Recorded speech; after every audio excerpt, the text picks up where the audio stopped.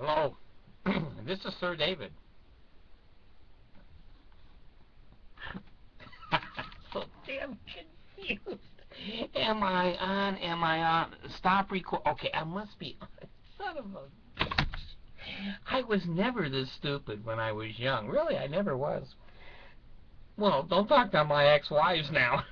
Anyway, I had one of my comment people say, maybe you should go back to saying this is David. Now, here's my card that says all the names you've given me.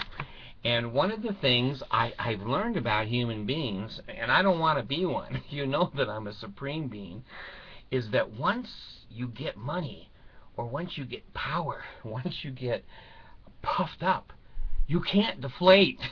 Humans can't deflate. They just kill more people. They just lie more. Now, I want to show you what it's like. I don't have to put all these fancy names of... I don't need all those fancy names. My mom gave me the name Asshat David. So that's the name I've gone by.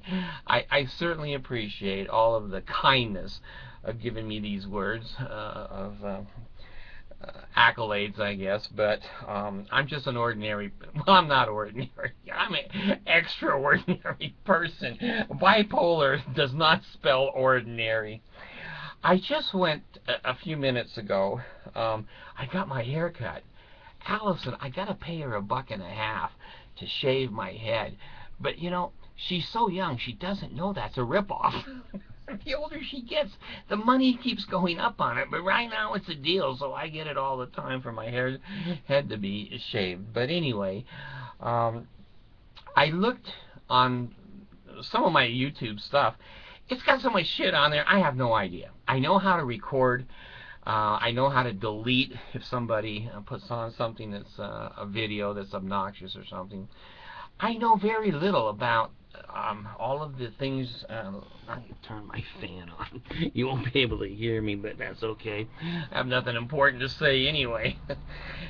I don't know this shit. I'm 65 years old. God damn. When I was a youngster, we had a party line.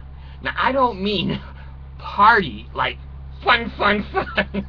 I meant when you picked the phone up, one of the neighbors would be on the line and you would say, excuse me, how long are you going to be?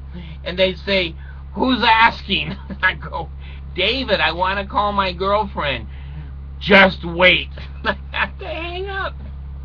We didn't have cell phones. We didn't have iPhones. We didn't have any of that. We had phone booths, and that was a step up. And I remember when they put the solar phones on the California highway, so when you broke down, in those days the cars broke down all the time, and you only had to walk less than a mile to get to a phone and say, I'm broken down, send somebody out here in a truck to rip me off at $1.05 a mile. Abigail, please bill Abigail. There's a little recording going on up here, intercom people.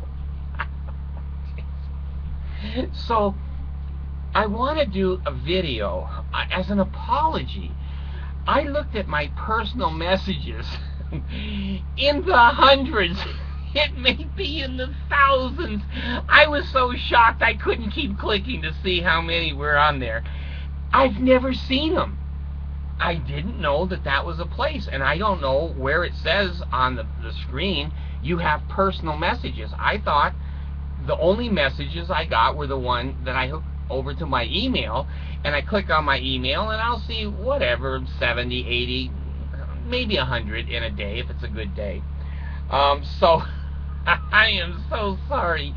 Some of you have asked so many good questions, and they deserve answers. But I can't answer them because I can't read that many. Now, maybe what I'll do sometime is a show where I bring in a guest, and they will go through my personal messages, and they will verbally ask me, and then I'll verbally respond. But to sit here and click and respond, I can't do that, guys. I just can't. I'm too old, I'm too tired, bore the shit out of me. So I'm saying to you as an audience, if you've had your feelings hurt, I've had a couple of people who in the very beginning were very loyal people and always leaving messages, and then I saw them disappear. Well, now they seem to be resurrected on the personal message board, and since I didn't answer them, they go, "We're not watching you anymore." I go, "Okay, I'm sorry, I didn't know that crap was there." And, you know, this is why I'm not afraid of the Danites. I'll never see them. They'll just cut my throat, my head will fall off, and I go, "Hey, you know, it's a bad day." It's just a bad day.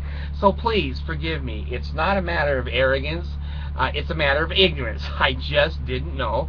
I could get personal messages. There's nothing to tell me they're on there. And I was just looking at some of them, and there were so many good questions and good ideas.